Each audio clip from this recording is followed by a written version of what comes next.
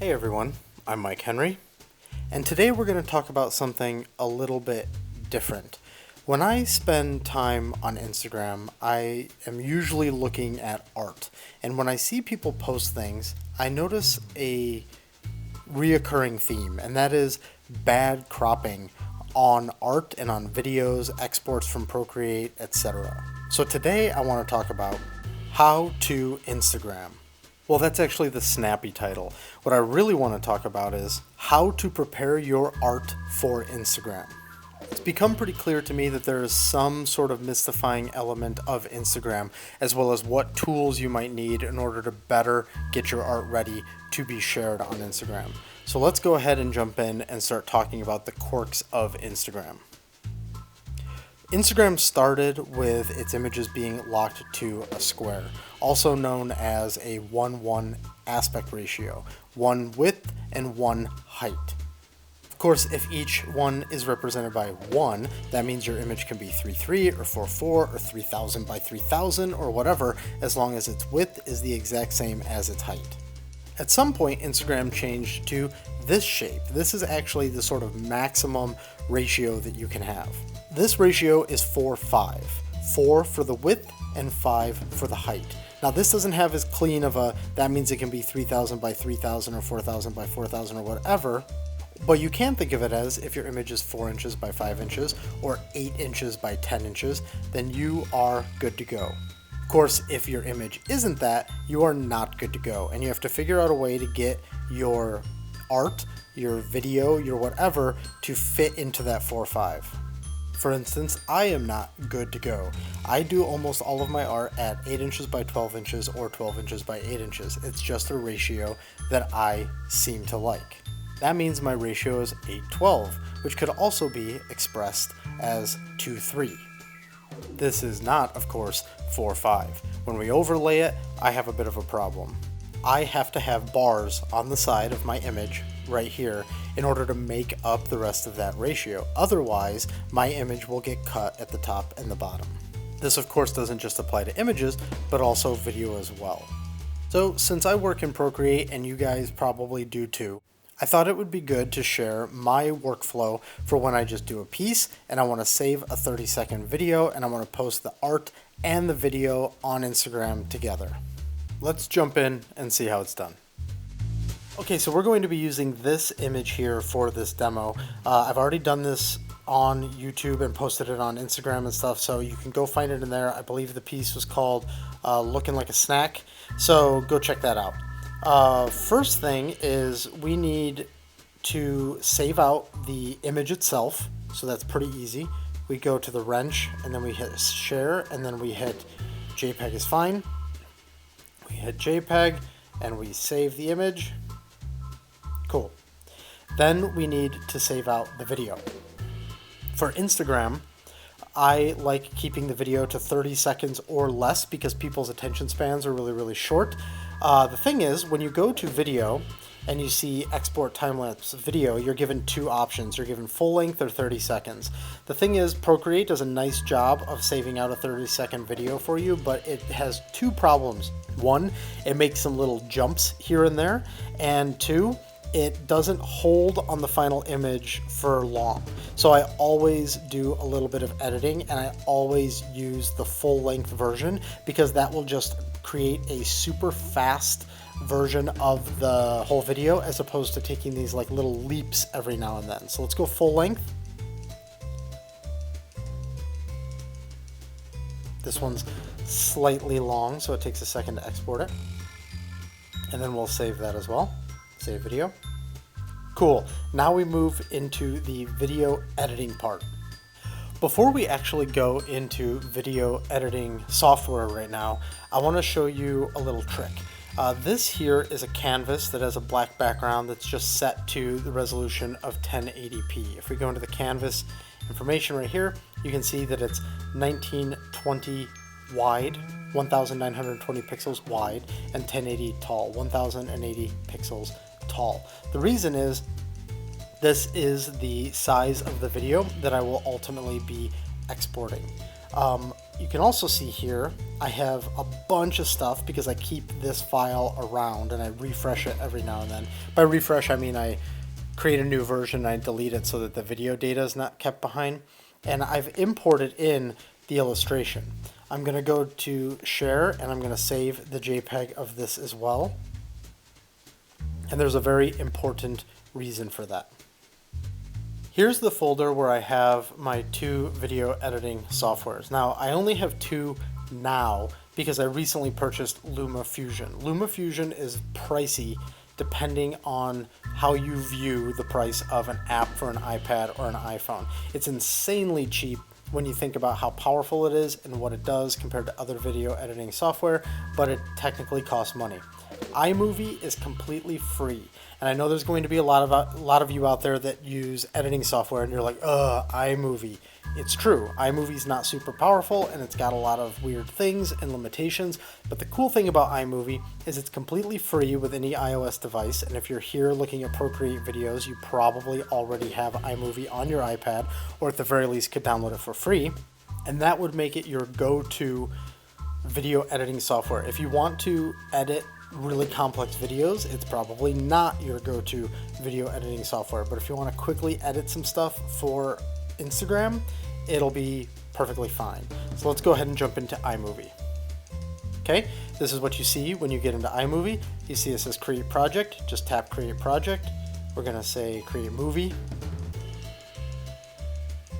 And you're gonna see here at the top, we've got some stuff. It's all of our recent stuff is what I mean.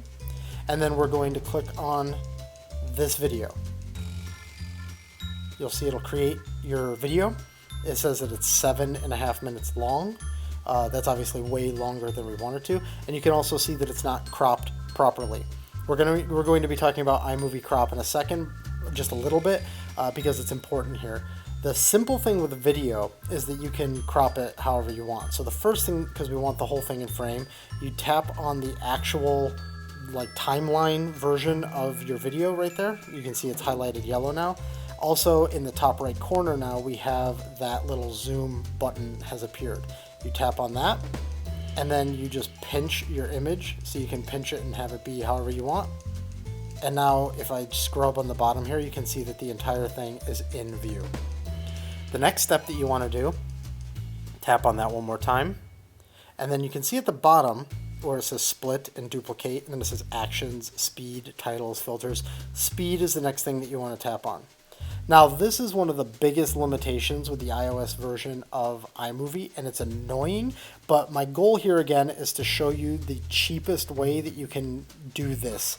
Like I said, you could get LumaFusion and you could do lots of different types of speed things, but right now the best you can do is you can double the speed of the entire footage. Now you've doubled the speed. The problem is that of course when you double it, you're cutting the time in half.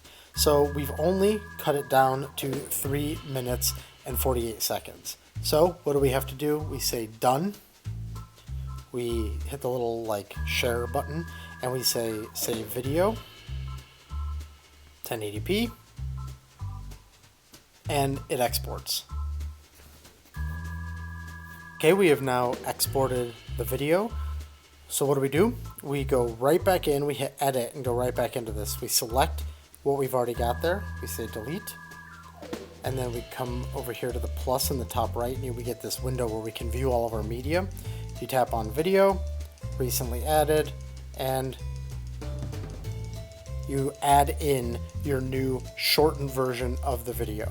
Now yes, over time, by doing this many times, which is what we're going to be doing, you will degrade the video quality, but this is ultimately going to end up on Instagram. I wouldn't recommend doing this if you want to put this up on YouTube and have it be super crisp and have people be able to see every detail. So you tap on that timeline again, and you can see at the bottom here we're currently at 1 time speed. You can increase that to 2 times, and we have 151 now. I'm going to do this a few more times until I get my video down to roughly 25 seconds. I want to bring up here we're at a point where I've brought in a see, what is this, 57-second version of the video. If I go all the way to 2 times, you can see it's at 28.5. Sometimes that's just a little bit of an awkward time, so what I'll do is I'll just bring it to like here where it's 38, and then on the next round I'll increase it to get it to where I need it to be. Okay, so you can see the last version of the video that I brought in. I've increased it a little bit in speed, you can see down at the bottom, and I have it sitting at 25.3 seconds. That's pretty good. So if we scrub back here and we hit play, you can now see that this will go through pretty quickly. Actually, that was a weird start. I don't know why it's doing that every time now. Let's see. There we go. Okay. Anywho, it's starting right there, and you can see it playing. It's going to be 25 seconds long. Now the problem with it, and what we were trying to get around with the 30-second export from Procreate, was the fact that there's no jumps that we've got. There's no jumps in here. And we also want to have it hold on an image long enough at the end. So let's scrub all the way to the end. And I'm just going to quickly add in this image. This is our full image of this piece. You can see here that it is bound by the horizontal constraints, not by the vertical constraints. And there's nothing you can do about that in iOS version of iMovie. It's super obnoxious. But luckily, when we were in Procreate, created this one right here, which is a 1080p version of this image. And now we can pinch it and it stays dead in the center, because that's how we have it. It's still bound by the horizontal, and since the horizontal constraints of this image is the same as the video, we're all good to go. Now let's get rid of this little transition. You can tap on this little fade transition and say none. And now when we scrub through, it goes here, and then it just ends, boop, on our final image. Now remember I said that I wanted it to be 30 seconds or less. You can see it's at 32.9. Just tap on the image and drag it in and get it just a little under 30, because sometimes it registers as over 30. I don't know, whatever. You can, there isn't any hard constraint anymore on Instagram, so just do it to whatever feels right. And so here we've got our video, and it ends. I don't know why this is jumping around so much, probably because I'm screen recording at the same time. But there you go. So now what do? We export this. We say done, share, save video, 1080p, and we export. All right, so here we are back in Photos, and you can see all these little these video captures of me recording this very video that you're looking at, and you can also see how I am exporting out all of these different ones. You see right here we've got the 7 minute and 37 second video, and then we've got this 3 minute and 48 second one. If we come all the way to this 30-second one, it's a little hard to see because I have my computer, or excuse me, my iPad set to night mode. In fact, we can just change that actually. Let's change to day mode. You can see one of the problems with our video though is we've got these black bars on the side. How are we going to fix that? Remember when I was talking about the ratios, we are looking for a 4:5 ratio.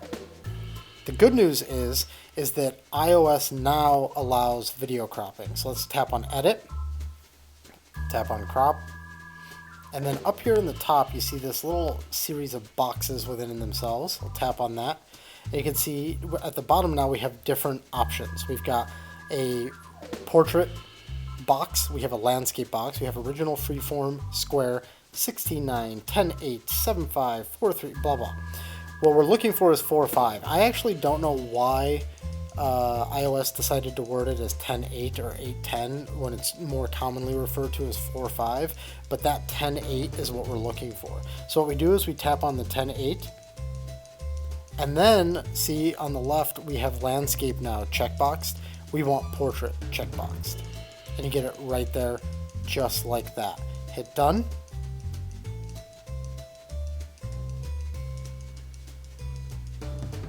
And now we have it perfectly ready to be posted on Instagram. But what happens when you're on your phone, you've got your art saved, you're ready to post it onto Instagram, but it's not set to 4:5. The way that I usually solve this problem is through an app called InstaSize. Again, I want to stress this is not an ad for InstaSize, but you can see right there, I've got the InstaSize app right next to photos. I downloaded this a long time ago for this express purpose. Let's go into InstaSize. You'll be able to see a bunch of other stuff that I've used it to resize an image. And down at the bottom, you see that little plus button. Tap the plus button.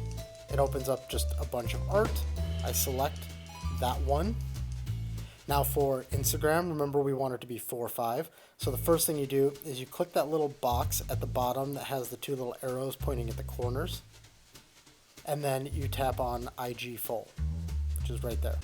It just automatically makes it 4:5. So if there's extra space, it just is there and it's white. If you go 2 over at the bottom to that thing that looks like a frame, the box that looks like a frame, they've got all these different colors and stuff. I usually just tap on color and then set it to black.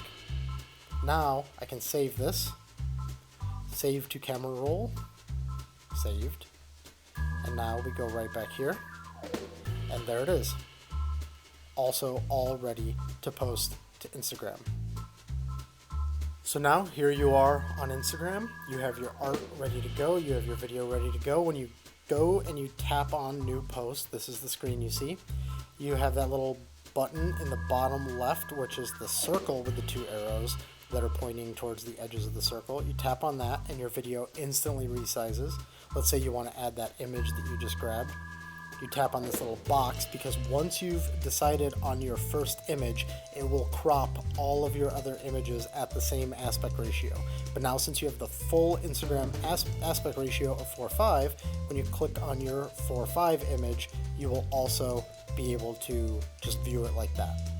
Just as an example, if I were to click now on that picture that is of my portrait, this is what I get.